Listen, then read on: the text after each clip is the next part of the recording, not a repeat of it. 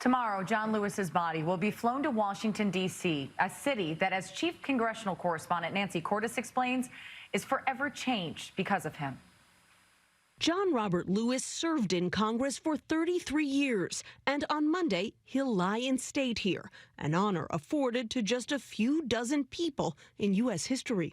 He was the most Christ-like individual I had ever met. House Majority Leader Steny Hoyer was one of Lewis's best friends. So what does it mean for Congress that he is gone?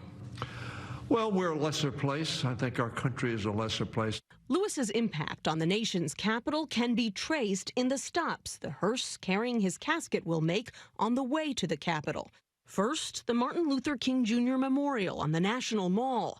It was King who answered a letter from the teenage Lewis, brought him into the movement, and eventually made him the youngest speaker at the March on Washington in 1963.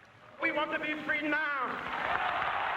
The casket will also pause at the African American Museum of History and Culture, which only exists because Congressman Lewis spent 15 years reintroducing the bill to establish it. It is my hope that each and every person who visits this beautiful museum will walk away deeply inspired, filled with a greater respect for the dignity and the worth of every human being. The casket then proceeds to Black Lives Matter Plaza near the White House, which Lewis made sure to visit 1 month before he died. A movement inspired in so many ways by his own bravery half a century ago.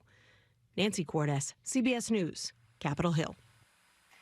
And BET will honor the congressman's legacy with a news special, John Lewis in his own words, hosted by our national correspondent, my friend Jerika Duncan. That's tonight at 7:30 on BET.